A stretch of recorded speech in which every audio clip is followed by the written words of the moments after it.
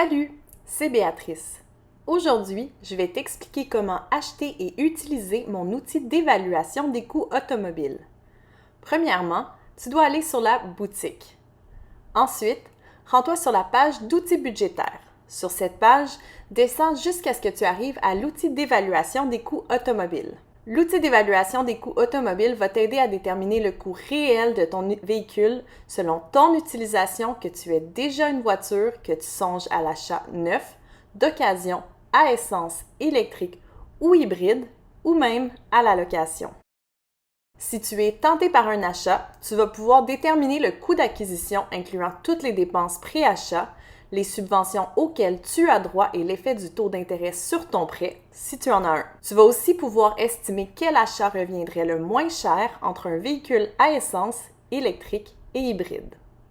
Ensuite, tu vas découvrir le coût annuel, mensuel et hebdomadaire de l'achat ou la location de ton véhicule, ainsi que tous les frais de fonctionnement. Finalement, tu vas pouvoir faire une estimation rapide du coût de propriété par jour et par kilomètre de ta voiture, une fois celle-ci vendue. Tu vas également pouvoir te servir de l'outil comme aide-mémoire pour noter le prix de soumission reçu, des dates de paiement à ne pas oublier ou toute autre info que tu dois avoir sous la main. Les abonnés ont 50% de rabais sur cet outil, comme pour tous les outils numériques de la boutique. Sur la page de vente, il y a plus d'informations sur l'outil ainsi que quelques captures d'écran. Si tu as de la difficulté lors de la transaction, tu peux en tout temps cliquer sur le lien en bas de page afin d'avoir plus d'informations sur comment effectuer un achat sur la boutique. Si tu as besoin de plus d'informations, tu peux aussi consulter la politique d'achat de la boutique, la politique de vie privée ou la FAQ, la foire aux questions, qui donne quelques réponses supplémentaires sur les produits offerts.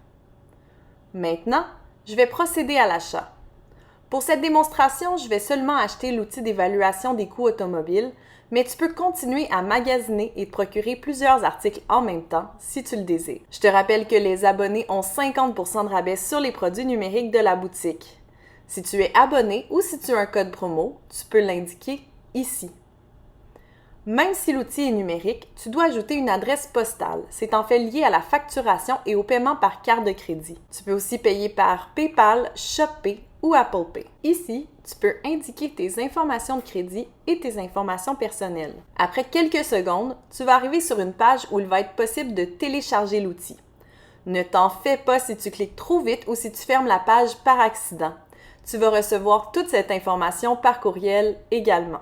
Maintenant, je vais aller dans ma boîte courriel pour voir exactement ce que j'ai reçu. Dans ma boîte, l'envoi semble un peu étrange puisque les envois automatisés sont faits de mon adresse courriel, mais je t'assure que lorsque tu vas faire un achat, les deux courriels vont venir de Boutique Béatrice. Je vais commencer en ouvrant la confirmation de commande. C'est un courriel tout simple qui te rappelle ce que tu as acheté ainsi que le coût. Le courriel qui nous intéresse, c'est ton achat comme tel. Le courriel que tu vas recevoir est très simple et inclut un lien de téléchargement. Si tu as des questions, j'ai inclus les liens vers la FAQ de la boutique, de l'abonnement et de l'année qui compte. Si la réponse à ta question ne s'y trouve pas, n'hésite pas à répondre à ce courriel, ça va me faire plaisir de t'aider à utiliser l'outil. En cliquant sur le lien de téléchargement, tu vas arriver sur une page où tu peux télécharger le fichier zip qui contient l'outil. Clique sur « Télécharger maintenant » et l'outil va se retrouver instantanément dans tes téléchargements. Moi, j'utilise Mac qui dézippe les fichiers automatiquement. Si tu es sur PC, tu pourrais avoir à utiliser un logiciel pour dézipper le dossier et avoir accès à ce qui se trouve à l'intérieur. Je te suggère de télécharger l'outil à l'ordinateur afin de l'utiliser avec Excel. Maintenant, je vais aller dans mes téléchargements pour voir ce qui se trouve dans le dossier. Je vais commencer en ouvrant les instructions. Il s'agit d'un PDF de quelques pages qui va t'expliquer exactement comment utiliser l'outil. Je vais maintenant ouvrir le document questions-réponses. C'est un court document où je donne plus d'informations pratiques par rapport à l'outil. Je te conseille de le lire en entier avant de commencer l'utilisation. Maintenant, je vais ouvrir l'outil comme tel. Lorsque tu vas l'ouvrir, tu vas arriver sur une page d'instructions avec quelques informations pratiques. Je vais ensuite ouvrir l'onglet « Acquisition ». Si tu prévois acheter une voiture, tu peux remplir les cases turquoises de la section « Voiture convoitée »,« Achat ». Je vais indiquer quelques informations totalement au hasard. Ça se peut qu'ils ne soient pas réalistes. Dans marque, je vais indiquer Nissan, dans modèle Micra et dans année 2017. Puis dans type d'acquisition, usager d'un particulier. Ensuite, je vais indiquer 10 000 $ comme prix d'achat. Plus bas, tu vas voir que les taxes se sont calculées automatiquement. Je vais supposer que j'ai un prêt de 5 ans à 7 %. Ensuite, tu dois remplir les cases turquoises de la section Épargne, revenus et subventions. Si certaines sections ne s'appliquent pas à toi, tu peux laisser les cases montant vides tout simplement. Je te conseille de ne pas les effacer au cas où tu en aurais besoin dans le futur. Dans Épargne, tu peux indiquer l'argent déjà mis de côté. Je vais mettre 1 000 $. Ensuite, il y a la ligne dépenses pré-achat déjà acquittées ou à payer avant la prise de possession. Tu peux voir le total de tes dépenses pré-achat dans la case B9. Si tu as déjà payé certaines de celles-ci et que tu ne veux pas qu'elles soient automatiquement ajoutées au montant qui doit être emprunté, tu peux indiquer le montant déboursé ici. Je vais y revenir. Si tu vends un ancien véhicule avant d'acheter ton nouveau, indique ton profit ici. Dans mon cas, je ne vais rien indiquer. Ensuite, tu peux indiquer si tu as accès à des subventions fédérales ou provinciales. Ici aussi, je ne vais rien indiquer. Ensuite, tu as 2 sections de dépenses pré-achat. Dépenses initiales et dépenses de nouvelles conductrices. Toutes ces dépenses vont s'additionner dans la case B9. 6 choix s'offrent à toi dans la case Fréquence. Si la fréquence désirée n'existe pas dans la liste, choisis l'option Vide et entre le chiffre désiré. La plupart de ces dépenses devraient être des dépenses uniques. Je vais indiquer Inspection 100 $. Historique du véhicule Carfax 50 $. Historique de propriété du véhicule SAAQ 13 $. Registre des droits personnels et réels mobiliers 4 $. Toutes des dépenses uniques, donc fréquence 1. Je reviens à la ligne 19. Je vais indiquer que j'ai déjà payé toutes ces dépenses, donc 167 $. Les cases blanches se sont calculées automatiquement en fonction des données indiquées dans les cases turquoises. Par exemple, le montant emprunt nécessaire est automatiquement calculé selon le coût de la voiture et le total des dépenses pré-achat, moins l'argent déjà mis de côté. Si tu empruntes un montant autre, tu peux écraser la formule ici et indiquer le montant emprunté total avant intérêt. Si tu loues, ignore toute la section voiture convoitée achat. Si tu indiques des dépenses dans dépenses initiales ou dépenses de nouvelles conductrices, tu dois absolument indiquer le coût total dans la case B19 pour ne pas que le montant soit calculé comme un emprunt à faire. Tu pourrais aussi écraser la formule dans Emprunt pour indiquer 0. Ensuite, je vais ouvrir l'onglet Comparaison. Tu peux utiliser cet onglet si tu magasines une voiture et que tu désires comparer l'acquisition d'une voiture électrique, à essence et hybride. Dans le but de simplifier la comparaison, certaines données ont été omises comme toute l'information liée au prêt et au taux d'intérêt. Au besoin, tu peux utiliser l'onglet Acquisition pour obtenir un portrait plus complet. Cela étant dit, cet onglet devrait t'aider à avoir une meilleure idée de l'achat qui revient le moins cher et du type de véhicule qui aura le coût de carburant le moins cher. J'espère pouvoir améliorer cet onglet prochainement. D'ici là, malheureusement, en raison de données souvent incomplètes ou difficiles à obtenir comme le pourcentage de consommation électrique vis-à-vis essence, cet onglet ne permet pas de comparer l'achat d'un véhicule hybride branchable. De plus, par défaut, si tu laisses une section vide, celle-ci va s'afficher comme ayant le plus bas coût, soit 0 $.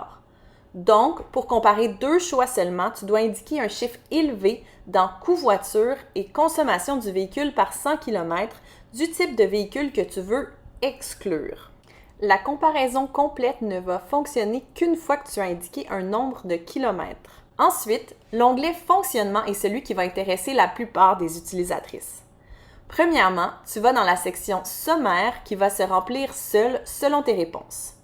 Tu as aussi un rappel du paiement mensuel de ton prêt si tu as indiqué un emprunt dans l'onglet Acquisition. Après, tu peux indiquer tes dépenses par catégorie. Si tu loues, tu peux commencer en indiquant ici le montant complet de ton paiement avec les intérêts et taxes et la fréquence. Ensuite, tu peux indiquer tes dépenses récurrentes de coûts de fonctionnement et d'entretien et les remplacements. Encore une fois, tu peux choisir la fréquence désirée. Les dépenses des catégories location seulement, dépenses récurrentes et coûts de fonctionnement et d'entretien sont basées sur une année et les dépenses associées au remplacement sont en nombre d'années. Le fonctionnement est le même que tous mes autres outils, donc je vais simplement indiquer 3 chiffres au hasard pour démontrer le fonctionnement. Dans Assurance, je vais indiquer 775 $ et garder la fréquence à 1 pour un paiement annuel. Dans Carburant, je vais indiquer 80 $ et une fréquence de 40 pour un paiement moyen fait 40 fois par an. Dans Pneus d'été, je vais indiquer 800 $ et une fréquence de 4 pour un remplacement aux 4 ans. Une fois toutes les dépenses indiquées, par magie, tu vas pouvoir observer le budget à prévoir pour chaque dépense et par catégorie de dépenses de façon annuelle, mensuelle et hebdomadaire. Même si plusieurs études et articles proposent des montants moyens à prévoir, j'ai préféré laisser les montants vides pour que tu puisses tout personnaliser selon tes besoins et ton utilisation. Comme tu peux l'imaginer, les prix peuvent grandement varier selon une très grande variété de facteurs. Si tu trouves que tes dépenses sont trop élevées, tu vas avoir des pistes pour les réduire ou considérer d'autres options alternatives pour te déplacer. Finalement, je vais ouvrir l'onglet « Revente ». Encore une fois, tu n'as qu'à remplir les cases turquoises. Nombre d'années avec la voiture, prix de revente et nombre de kilomètres parcourus. Ensuite, un calcul va être fait automatiquement à partir des données que tu as indiquées dans les autres onglets. Comme indiqué, ces informations sont à titre informatif seulement. Dans le but de simplifier le calcul, le total est le montant des dépenses de fonctionnement annuelles fois le nombre d'années de possession de ta voiture. Bien sûr, c'est possible que tu aies eu à payer des frais extraordinaires à certaines occasions.